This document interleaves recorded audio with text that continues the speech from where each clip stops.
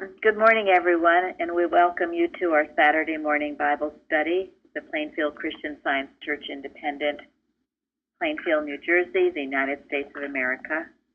This morning is Saturday, March 11th, 2017. Our moderator is Tom from New York. Go ahead, Tom. Good morning. So the quote we're starting out with is from No and Yes. If the Bible and science and health had the place in schools of learning that physiology occupies, they would revolutionize and reform the world through the power of Christ. Beautiful, thank you. So through the power of Christ, we shall have a great discussion today, I'm sure. Amen. Yeah, thank you. Someone's going to say something. No, thank you very much. Good quote. I just said amen. Oh, amen. Okay. Great. So today our topic is the parable of the sower that's in our lesson this week. And I thought fascinating to focus on that. We have a wonderful article written by Mary that's on our website, so I hope everybody's had a chance to read that. So in our first question is, how many Gospels is this parable found in? It's found in 3 of them, Matthew, Mark, and Luke. And I like Matthew probably the best, but Mark, I think, was the least, it used less personal. It used the word it a lot. Use the word what? It, rather than they.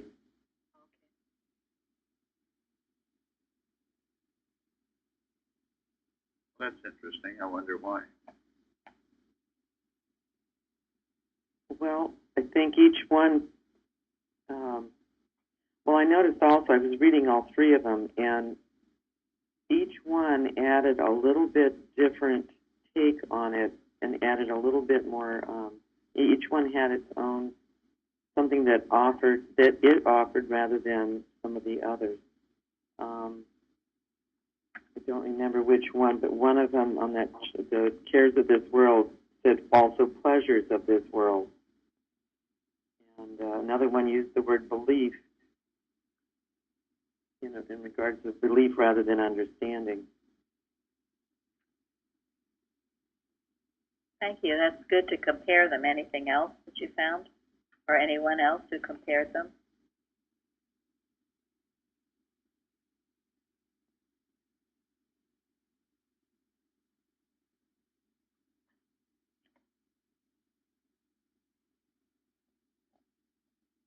If not? Well, just mentioned that sometimes just different words sort of the same thing, but maybe have different meanings. Like in the first part of the parable, and the explanation talks about Satan. In Mark and in Matthew, it talks about the wicked one. So find some differences like that. I just remembered there is one other thing. Matthew, I think, had the best explanation as to why he did not explain the parables to the multitude. And it's in the section of the lesson. It's not actually part of the lesson. It's the in-between part. And I thought that Matthew did the best explanation of it. Right, and what did he say? Well, he was saying that with the people's, I have to pull that out, but it's this people's hearts or eyes are, they're wax gross. And see if I got this. Here it is. Verse 15. Yeah. Matthew verse 15. Thank you. For this people's heart is wax gross, and their ears are dull of hearing. Their eyes they have closed, like on purpose, lest at any time they should see with their eyes and hear with their ears, and should understand with their heart, and should be converted, and I should heal them. And he goes on about, blessed are your eyes, for they see, and your ears, for they hear. And it just, I thought it was a really good explanation as to why he told the parables. Yes, thank you. I thought it was interesting what Matthew Henry said about that. He said that the parables were more plain to those who are willingly taught and more difficult and obscure to those who are willingly ignorant. Now, what does that mean? You don't want to get it, you're not going to get it. Yes. There are some people who are very willfully and willingly ignorant. They just refuse to learn. They say they can't, they don't know how, they don't want to. It's the human mind stubbornness, and that will wax your ears gross or whatever else that you get where you can't hear or see when you are in that state. And I'm sure you've all known people who are like that, and pray that you are not like that yourself. Watch for that. There's a reason some people get healed and some people get things more quickly, and that the word is receptive, and they have a deep desire to do so. They have a deep desire. So think of that. Don't ever be willingly ignorant. We know, I've known in so-called scientists who are willingly ignorant. They prefer not to know things. Guess what you don't know? What? Won't hurt you. Yep, well, yeah. You don't have to do anything about, won't hurt you. Right, you keep your head firmly in the sand. Don't come out under any circumstance, because that way you can be willingly ignorant. It does come. Eventually, something's going to land in your lap. It's going to press the issue. But the price of ignorance is usually not something anybody would do, because ignorance is not a solution. Ignorance is cowardness. Thank you. That's very true. It's cowardness. And that's why we mustn't be ignorant about what's going on in our nation and your community and our world. That doesn't mean you just load yourself up with negative news reports, but be wise and understand what's happening. Don't be willfully ignorant. Yeah, I was thinking that, we can also understand this perhaps on a human standpoint, because, not in religious terms, but, sometimes if you're working with someone who's struggling with something, and they're not getting it, sometimes, what you say to them is that, you're not teachable. I mean, if they won't stop and listen to what you're saying, and they're not teachable, they're still going to continue struggling. Thank you, Tom. That's true. And everyone is teachable. It's your choice. You are willingly not teachable. You are willingly refusing to learn something. That is to your own destruction. We're starting to answer question number 2, aren't we? Okay, so just to finish up the first question, was it normal, common that Jesus explained a parable? Everything that I read said that he explained the parables to his disciples, but I couldn't find, as you were just speaking, that he went on to try to explain it to the other people. You're saying that there are a lot of parables. I think there's maybe almost 30, something like that. But when you read a parable in one of the Gospels, then it's followed by Jesus explaining it. Is that what we're saying to his disciples? No, he doesn't explain the other parables in the Bible. I mean, there may have been a private explanation. Right. Just didn't get written down in the Bible, but no.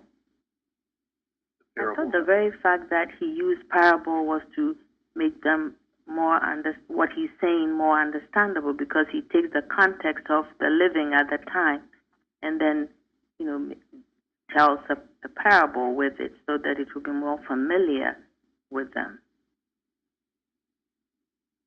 Yeah, so And that's looking, right. I also think he used it like I don't know who spoke before, Lawrence, that he used it with his disciples. He never actually used it speaking to the general, or maybe he did, but he always explained to his disciples what he meant. I think he was using it as part of the training, part of the process, because he knew how important it would be for them to understand the spiritual meaning of the scripture, which they never had. They used to read like every other person in Jerusalem. But it was important for them that they understand the deep meaning, which they will eventually use in their own ministry. This way he could explain it to everybody, but he knew that his disciples would understand it. And if the others understood it, fine. If they didn't, he knew somebody's not going to get it, but rather than take the time to separate it, he just said it in one way that he knew the disciples would understand. Because other people were ignorant, we are talking about, but it is still wrong. And secondly, it wasn't made for them. Mm-hmm. It was made for the people who were called. Yeah, I mean, sometimes they are hard to understand. You have to pray about it and let God reveal the answers to you.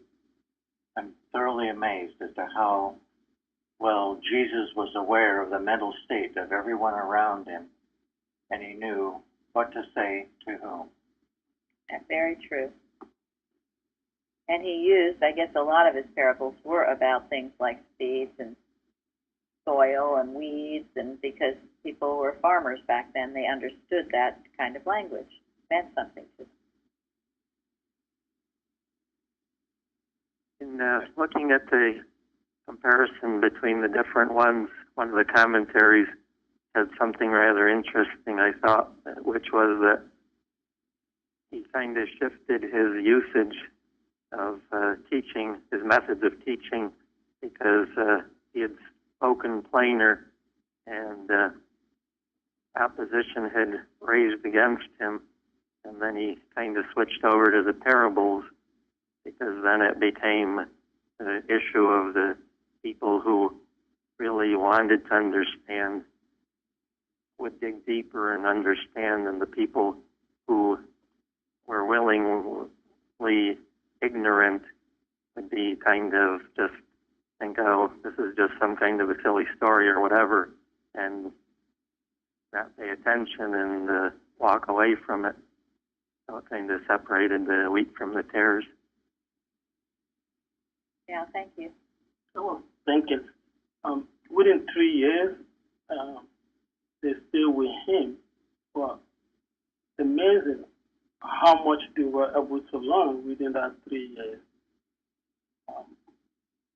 So many of them knew nothing. I mean, about the gospel or the scripture before they met Jesus. But when Jesus wasn't there physically with them, when their gospel kicked off, there was no stopping them. And the work that they've been running for like years, but it was only 3 years.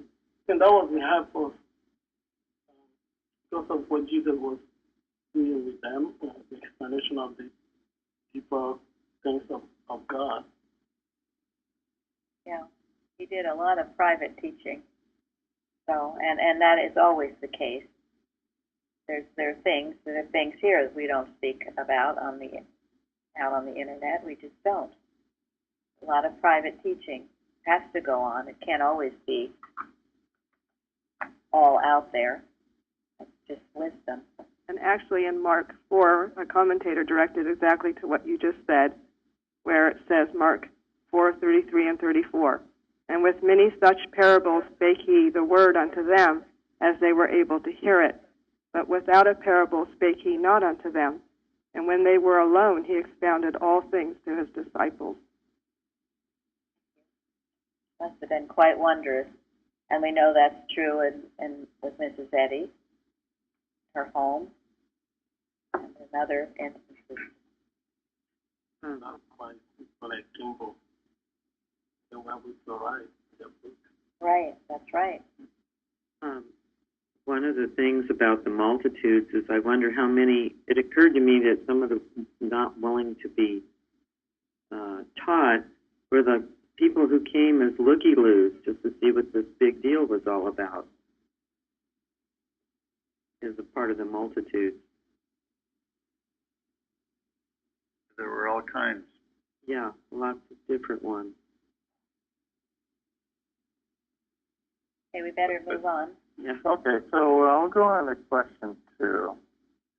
So now I'm going to ask, like, for those who access the internet, do you know how to find the Matthew Henry write-up on this parable?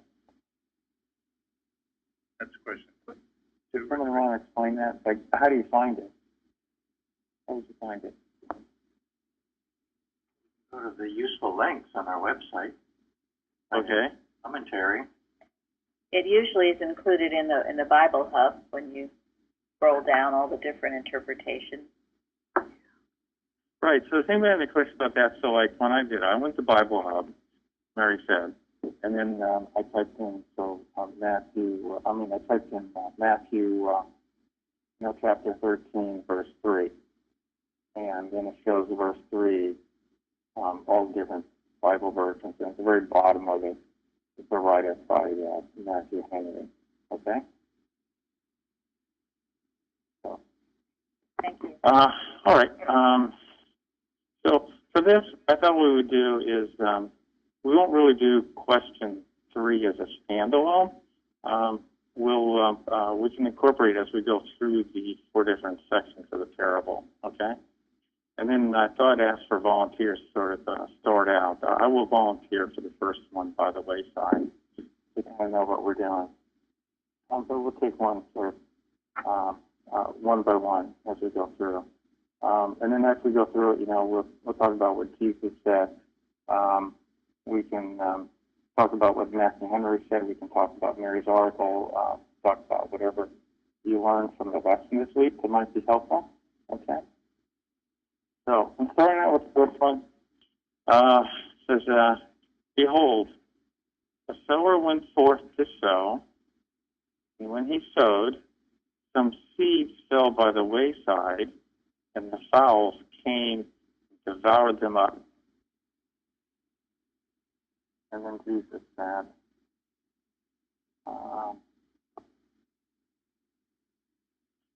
"When anyone heareth the word of the kingdom, and understandeth it not, then cometh the wicked one, and catcheth away that which was sown in his heart.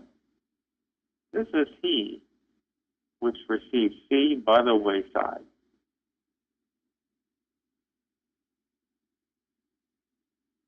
So what does this mean?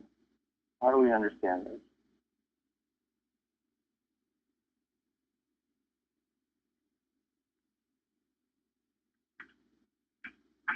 What's the wayside?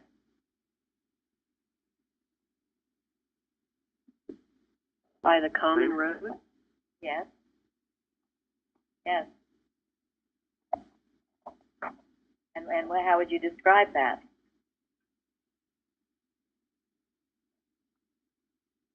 What does it look like? There, it's not protected. Yes. It's worn down, isn't it? It's flat. People are walking on it. It's like a highway. It's not even, is it a place to grow things? No. It's not like a seed could even get into the soil. Right. Not if you care for that seed, you won't plant it there. No, you won't plant it there. So what type of thought is that? It never takes root.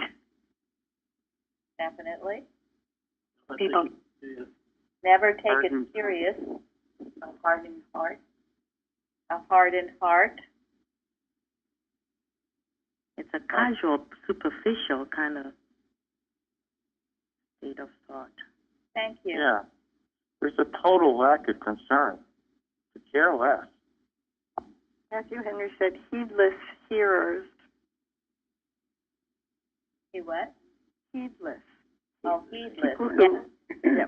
They're not paying any attention to what's said. They just hear the words and they don't take it in at all.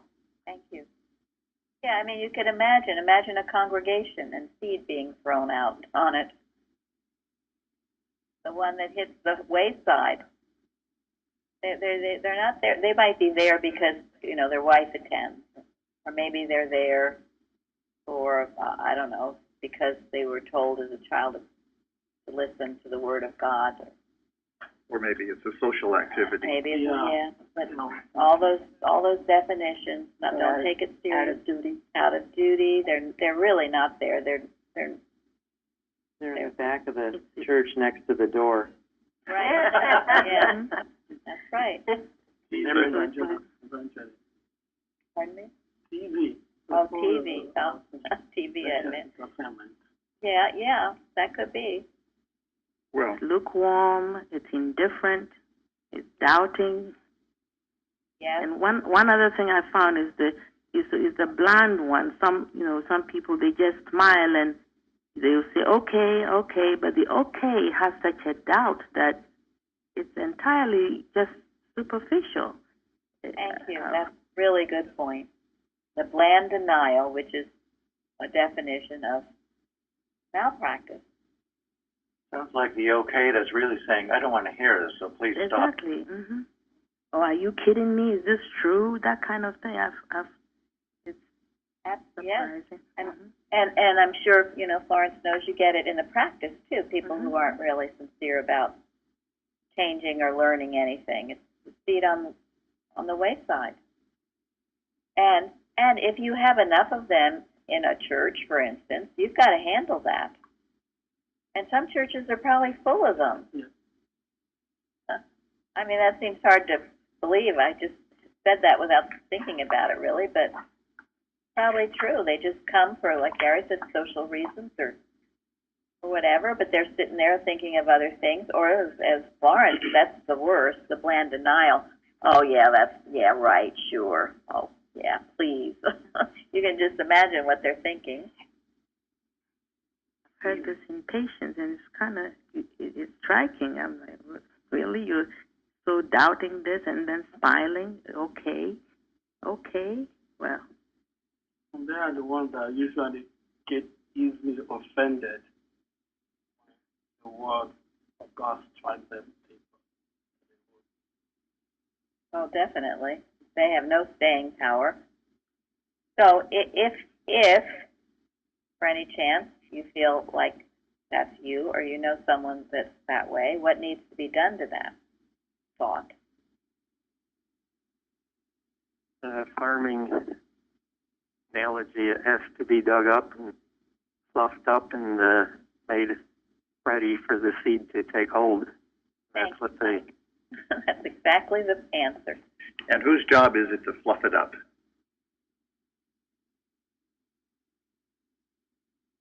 Dig it up. Well, each individual. Yeah, I mean, ultimately, it's God's responsibility. It may or may not be yours. Because, I mean, it seems to me this is a thought that is so mesmerized by whatever, materialism, by personal sense, by something, that the things of the Spirit just don't register. I mean, there are so many layers of walls, Yeah. Protecting that consciousness, and they're protecting their materialism or their personal sense of things or whatever, and they just don't want to hear it. And that kind of thought has to have some kind of an experience that opens their thought. Unfortunately, a lot of it is some kind of a tragedy or some kind of experience that will say, oh, whoops, maybe I'd better open my thought. Maybe I'd better open the door a little bit here. Maybe there is something more to life than this narrow,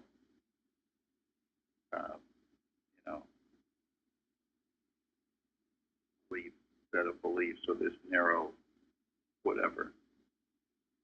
And Mrs. Eddy speaks to it too. It is in Science and Health where she says you have to plow over your thinking, and we all have to be aware, perhaps, of this state of thought.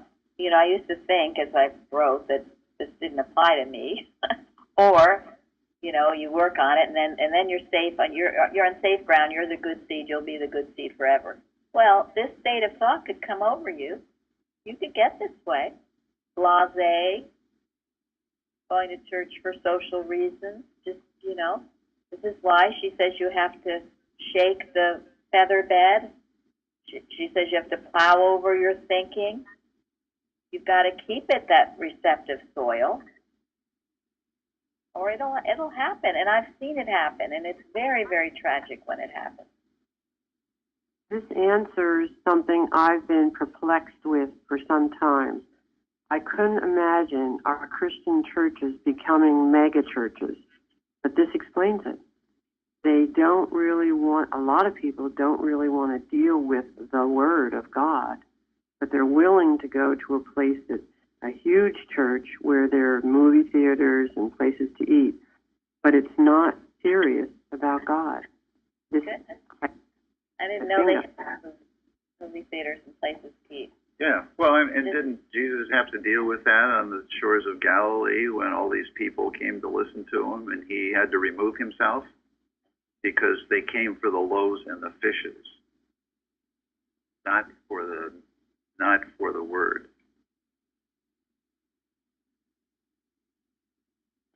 This other thing, it's each of us our responsibility to prepare our thought and be receptive. I know it's happened to me many times when I've heard something that was needed. You ask me 2 minutes later, what did I hear, and I can't come up with it. It just shows the need to do the mental preparation to be receptive to the Word. Thank you. And that's why for all the times we come together, you need to do this mental preparation. You need to rake over your thoughts. It's easy to just come and plop yourself down and just listen without any real regard as to what you're listening to, or tune out entirely. Then you are this wayside. You have become it, and it can happen. So, and this is why we do the watches, why we have this Saturday night. We're raking, we're plowing, we're getting that soil ready for the good seed in ourselves, and so it can be planted in others. We're not just having a joyride here. These things are done for deep metaphysical purposes. And that's why. Otherwise, it's happened to me. It's like you do things over and over and over, and you just don't think about it. Go Sunday, go to church, Wednesday, go to church, whatever. But you're not there. And if you do it long enough, that seed is on the highway, and it can't take root, and you will suffer the consequences. Go ahead. Oh, it's like the lesson, every morning, pretty soon. Oh, I know it. I read it, so I know it, and then, Yes, you don't care so much whether you do it with the heart to receive something every day or not. Another the wicked one. Then commit the wicked one. I think that's the thing we have to watch out. I'm glad you said that because I remember every time something is bothering me, if I don't let it go or handle it,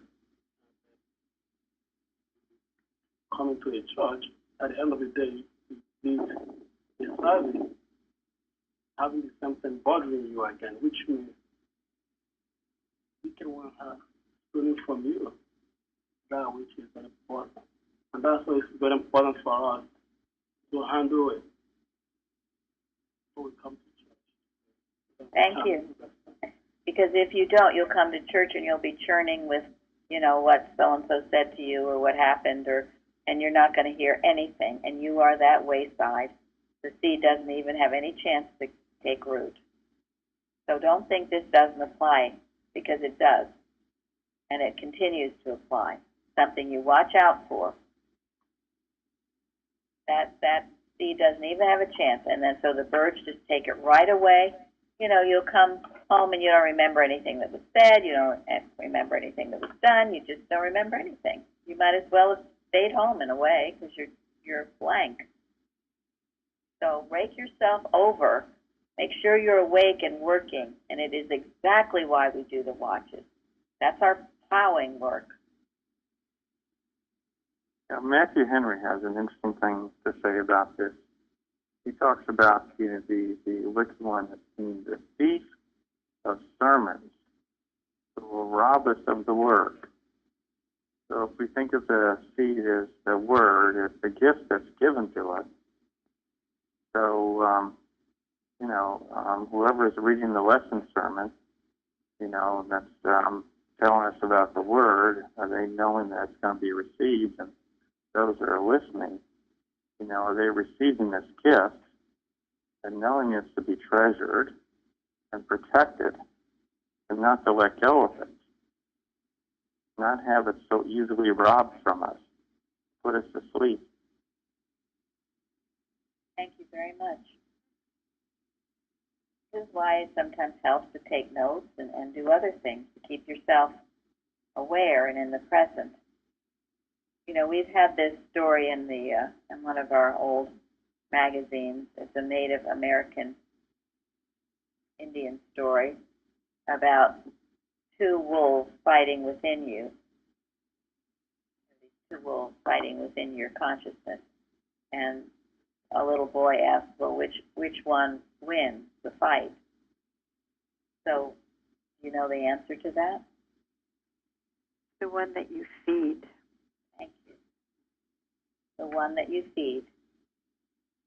So, if you feed the voice that's pulling you away, or the voice, the wicked one, as Benjamin said, if you feed it, the story says it's going to grow into a ferocious beast that will control and ruin your life.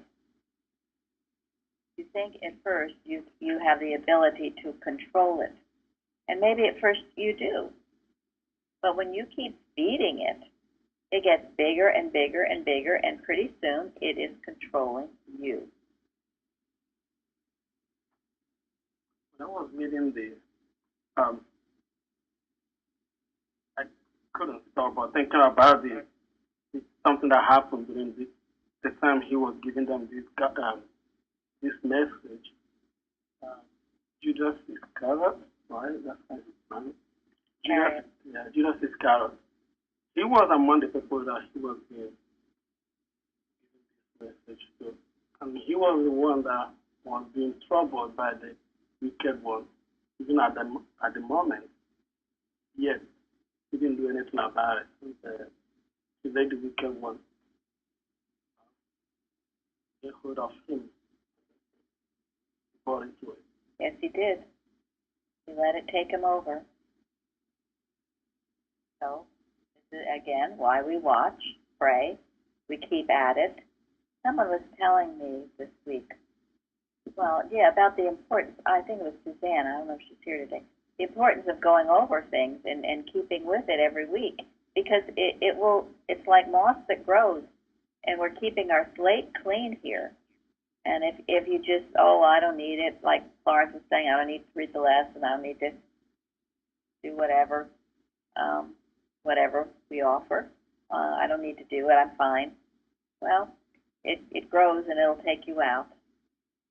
So it's why we keep renewing our affections, renewing our love for God, renewing our understanding, deepening it continually, because you have the other all around you constantly, the human estimation of this life and this world, which is untrue. But if you get a heavy dose of it, you begin to believe it is true. Okay. The other thing is that we have. Go on, Mike.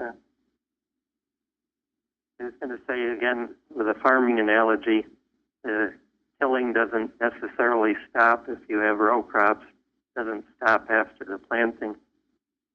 What happens is that in modern farming, which I fell into when I took over the farm, to use machines, and it was easier to spray than to go out and cultivate the corn, for example.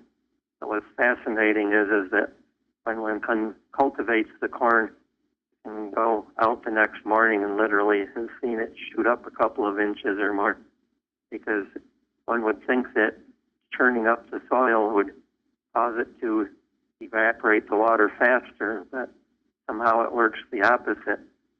So as you continue to fill the soil, it keeps it moist even in a drought, which is something that seems contradictory, and this is why we have to keep digging with our lessons and our thoughts, which I realize I need to do better a job at myself, because that keeps everything aerated and things can grow faster and better when one does that. Thank you, Mike. You know, it's wonderful how many, it's so many people from so many places in life that offer so many interesting things. Thank you. That tilling allows the ground to absorb the soil to absorb the water. We have what they call hard pan, and if you don't have it kind of churned up a lot, it won't absorb the water, it just rests on the top. So you do have to do that. Yeah, you do. Okay. Who would like to volunteer for the next one? Well, let's just put it out there. Are you volunteering? On the stony places? Right. Well, one of Start the... out, behold, the sower went forth to sow. Just read the it, parable. Yeah, it is a good idea. And then read what Jesus said. Just like I did.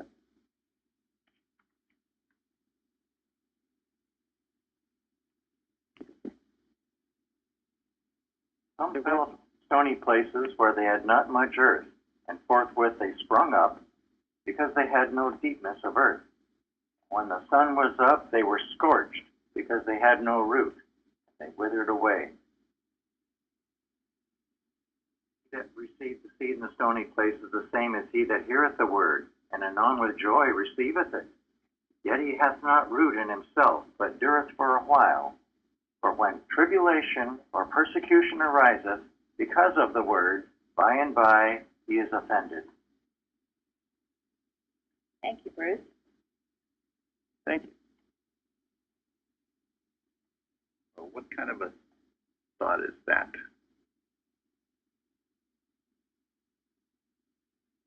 No depth of understanding. It's more belief.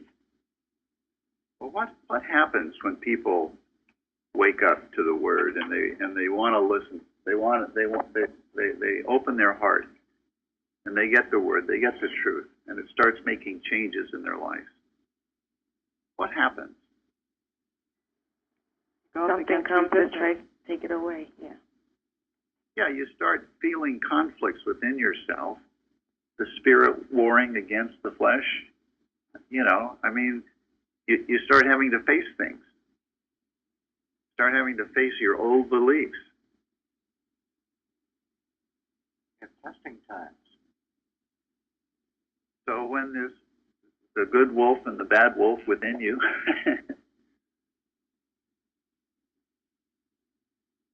there's a battle going on.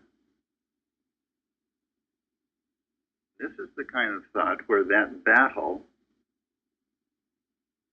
is being won by your old beliefs. You don't want to give up some of your old pleasures or your old beliefs. You reach a point where the word has done some good. You see it. You see the benefit of it. You just don't want to give up your personal sense. You just don't want to give up something. Your tennis game on Sunday morning. Well, and this is, this can be very perhaps the most disheartening at times in the practice, because you see someone, they are so enthusiastic about what's here, what they're learning. They're just, oh gosh, it's wonderful. And then something comes, it doesn't have to be big, and suddenly, well, they just, their understanding is too shallow because they haven't been here long enough to let the roots grow. And, you know, perhaps they have their husband, I don't want you, what, you go to that church? What's the matter with you? Or we need to take this vacation. My goodness. Or your children need you, or your business needs you, or something. It's very aggressive, and you don't have enough root, and it just takes you right out. And with someone with great promise, and certainly an initial appreciation of it. The wayside doesn't even have that much. Isn't even appreciative. This one is. Will say, "Oh, this is so wonderful. I'm learning so much. I get it. It's great." But the trials come, and the trials can be, as Gary described, from within, or the trials, the persecutions, can come from without. And you've got to be able to withstand those persecutions. It was interesting. Maybe it was Matthew Henry. He said that the sun, that it will scorch the plant that does not have deep roots. But the sun that shines on the plant with deep roots enables it to grow, doesn't it? It makes it stronger. And so with the deep roots, you withstand the testing times and you grow stronger for them. Your roots even grow deeper. But when you don't have that, the sun would seem to scorch you and pull you out. So roots are important, and that's where you must have the patience and the willingness to commit yourself even through the tough times. We've called it here the ring of fire. Who can explain that? The testing time? Yeah, definitely, the testing time. You come, it's wonderful, it's great, you love it, you see the promise of science, and then maybe you don't get that healing right away. And so you're out. Okay, that shows you're here for the loaves and fishes. Or you get some conflict with your job or with your relatives or with your friends or whatever. That's because your roots haven't grown at all and you're not willing to persevere. It takes you out. So, in citation 4, so just straight from our lesson, Mary Baker Eddy writes, they must not only seek, but strive into the narrow path of life.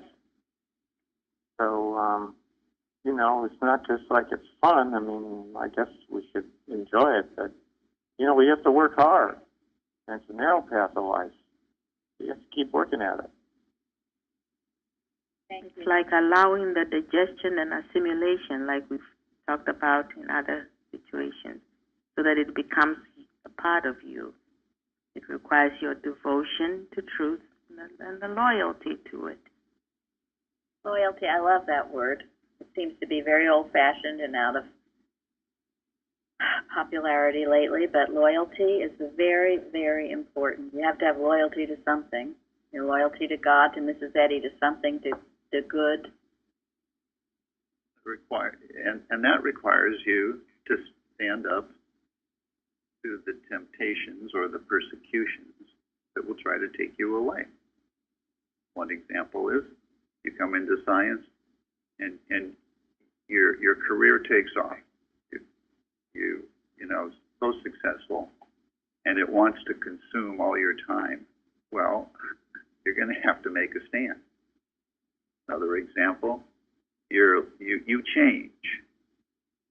You're no longer a doormat, and your family, people around you, don't like that.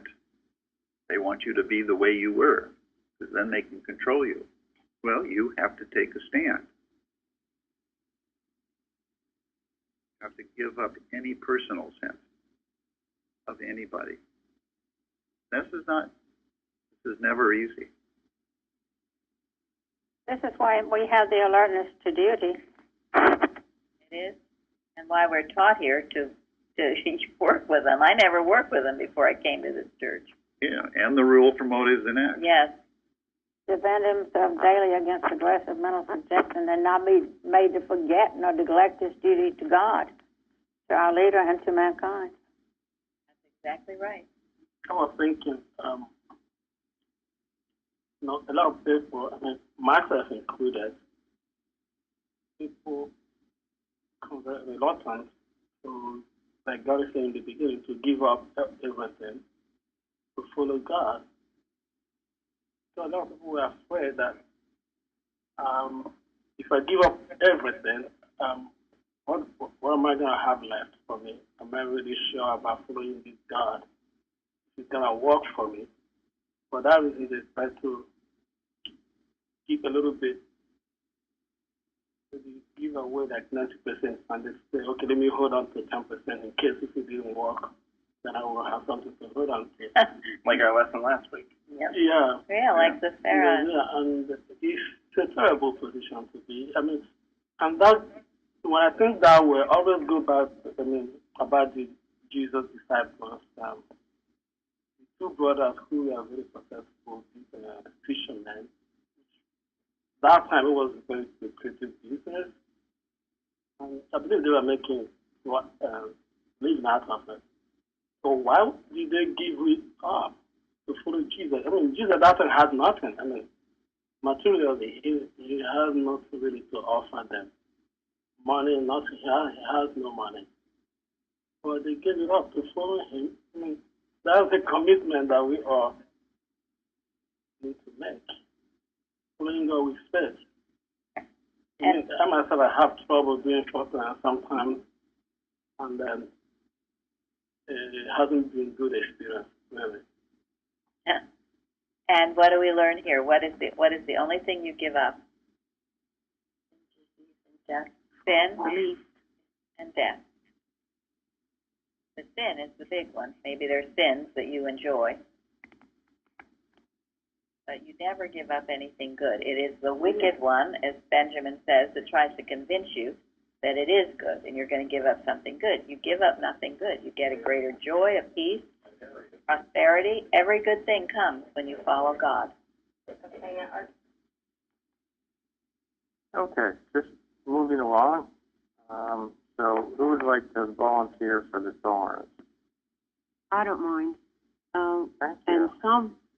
and this is 7, and some fell among thorns, and the thorns sprung up and choked them. And then down to 22. He also that receives seed among the thorns is he that heareth the word, and the care of this world and the deceitfulness of riches choke the word, and he becometh unfruitful. What does deceitfulness of riches mean? Matthew Henry addresses that. How can riches be deceitful?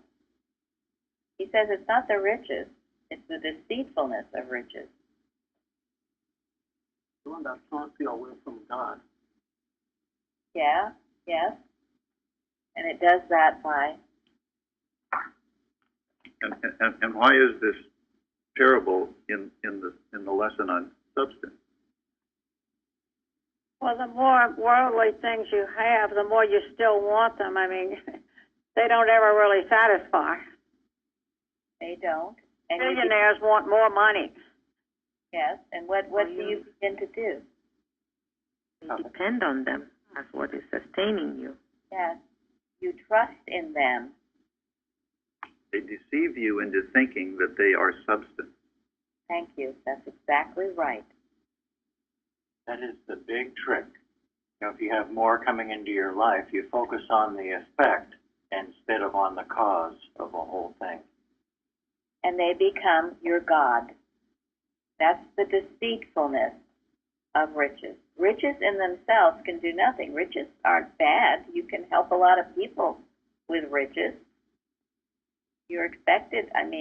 God did not mean us to have a horrible, poverty-stricken life. It's the deceitfulness of them, where you turn them into gods. You trust in them. You can't get enough of them. And I like that. I'm sorry. That's it. Go ahead. I like how he used the word entangled. You get entangled in this, and then it's harder to get out. And that's what thorns do. They hold you. Well, and, you know, there's a lot that's been said about this. I mean, the love of money is the root of all evil. Money is not the root of all evil. The love of money that entangles you because it's a deceitful sense of what substance is. I think part of the deceit is if you have things that you think it's your own personal private property, instead of something that's good that came from God, that you've been entrusted with its custody to use for His service. Instead of, I think that's part of the deceit, is a personal possessive sense of the whole thing. Exactly. Thank you. You own nothing. I don't care who has what. It ain't yours. You're not taking it when you leave this earth. Everything belongs to the Maker, the God. We are stewards. We're given things, and when we use it for His good purpose, then we can receive more to do that good work. And it comes in various ways. I mean, it doesn't necessarily have to be monetary, or can be talents. It can be in a lot of ways. God gives you things so you can be of use to His kingdom, in His kingdom. But you are a steward. You own nothing. You don't own it. You don't own your kids. You don't own your house. Eventually, that house is going to go to somebody else. I mean, think about it. What do we own? That's why all this possessiveness and personal sense of things is deceitful. Well, that's a good question. What is it that you own that no one can ever take from you and you can never lose? Your love for God. You reflect from God. The relationship with God. Exactly. And that is substance. The world didn't give it, the world can't take it away. Thank you. That's right. Your peace no man taketh from you. Your joy no man taketh from you. Christ Jesus says that. And if you think you own something else, then you are deceived. And one of the things I read is that the fact that the thorns grow show that the soil is good. Otherwise, nothing would grow. So the soil is good there, but then all of this other stuff tangles up and chokes. And as Gary said earlier, you know, this also applies to that tremendous job that, oh my goodness, just so great, so much money, so just time consuming. Or I couldn't find my copy of Animal Magnetism by Ann Beals, but she addresses this too. The animal magnetism that draws you away. The choral group that you just love. You love to sing. How can it be wrong to be singing in a choral group? But you miss Wednesdays, you miss Sundays, you miss, I don't know, you end up missing all kinds of things. You're traveling around the world. Or yeah, that wonderful trip that you want. Now, if God is first in all of these, and what you're doing is to glorify Him, and only you know that, you and your Father, well, then that's okay. But if you're just doing it because you're consumed with this false sense of substance, because you want to entertain yourself. Yes, this false sense of substance must yield to His eternal presence and so dissolve. Because with that false sense of substance, you're going to get all kinds of false sense of substance, and it ain't be pretty. It's not a good thing. In Collectanea on page 135, Mrs. Eddy says, "What is it that argues the people? You do not want to practice.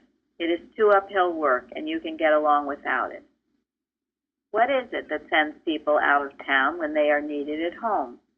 That sends them to Europe or some out-of-the-way place when they might be better employed? What says to people, confine your work entirely to the poor and the uninfluential? What sends a lady who is in a position to do well in science to the childbed? What unites an unmarried scientist who is promising as such to one who can destroy such usefulness and blight such prospects?" What does that?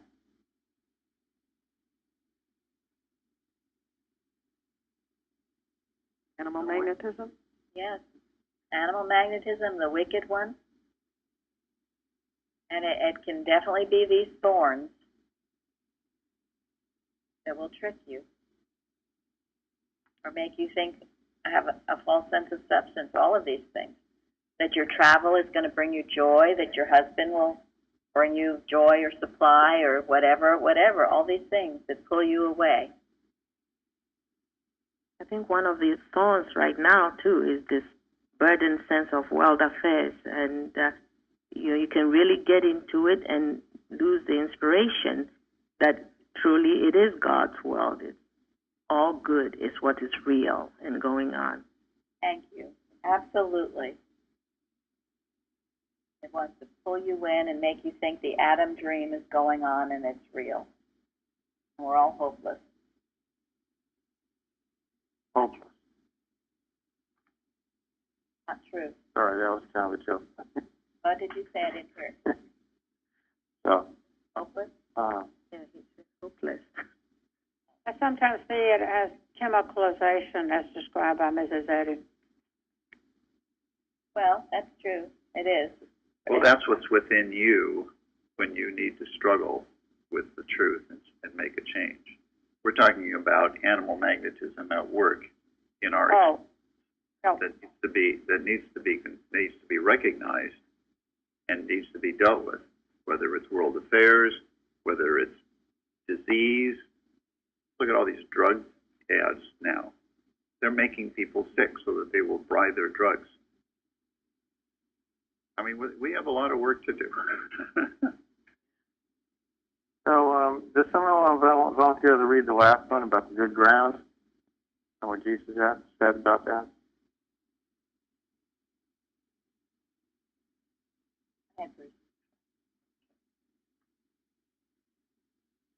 But others fell into good ground and brought forth fruit, some 100-fold, some 60-fold, some 30-fold. He that received seed into the good ground is he that heareth the word and understandeth it, which also beareth fruit, and bringeth forth some 100-fold, some 60, some 30.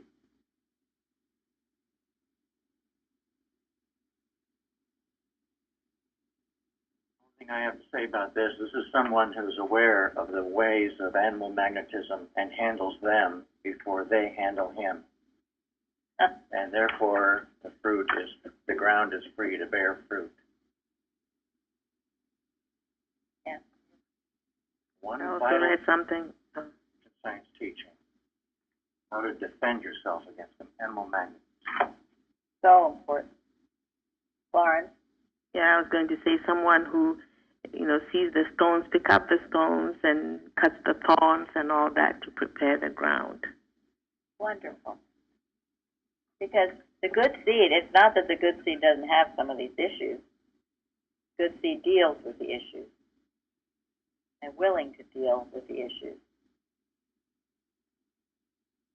Matthew Henry said, "Not free from the remains of sin, but happily freed from the reign of it."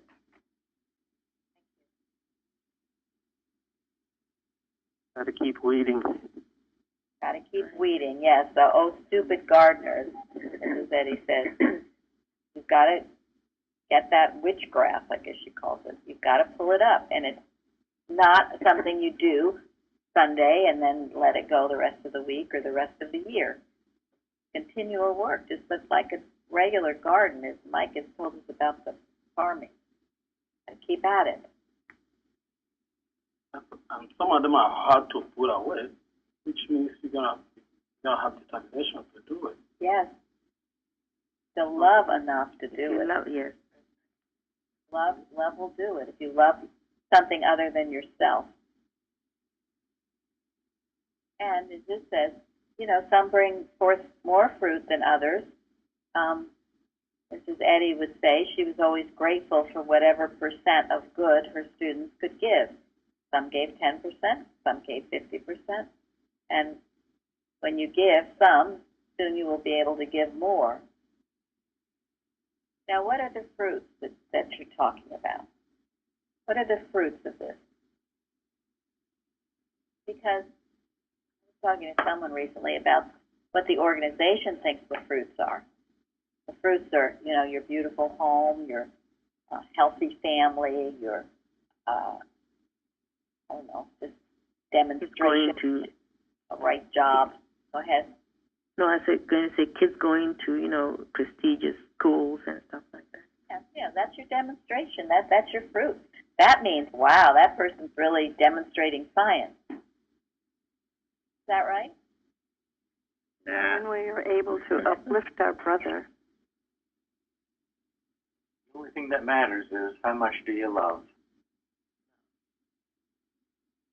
I think the food also could be the kind of life you will be living after that, because your life change.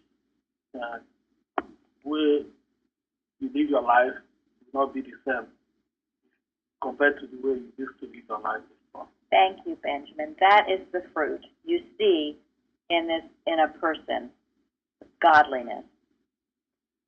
That is the fruit. Because what is the truth about you, about each one of us? Aren't we God expressing himself? If I let the word grow in me, God will express himself through me.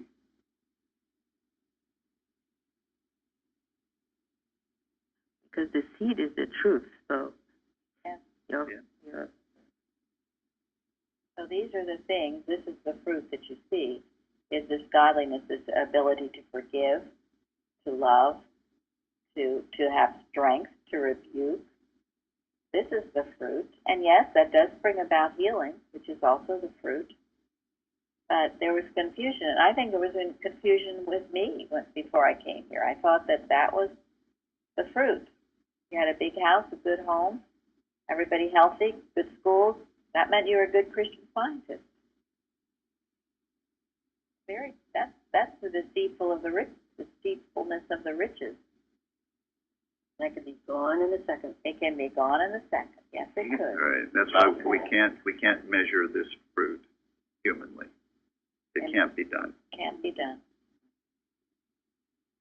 And you know, it's written where Mrs. Eddy, I guess it's in Prosworth somewhere. You know, you could tell.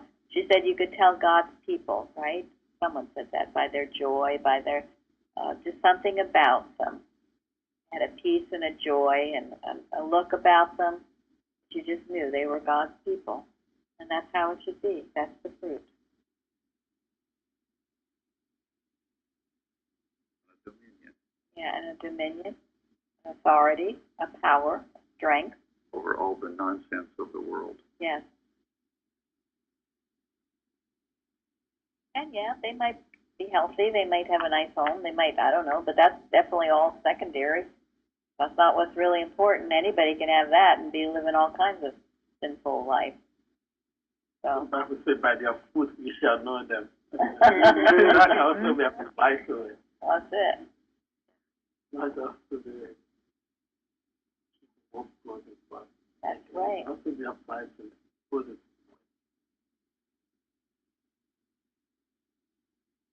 Okay, anyone else on this? And Tom, where are we? Well, I think we had a great discussion. Anybody else? We did. Thank you. Yeah, thank you, Tom. Thank you. Thank you. Everyone. Very helped much. out. Everybody. Thank you. Thanks,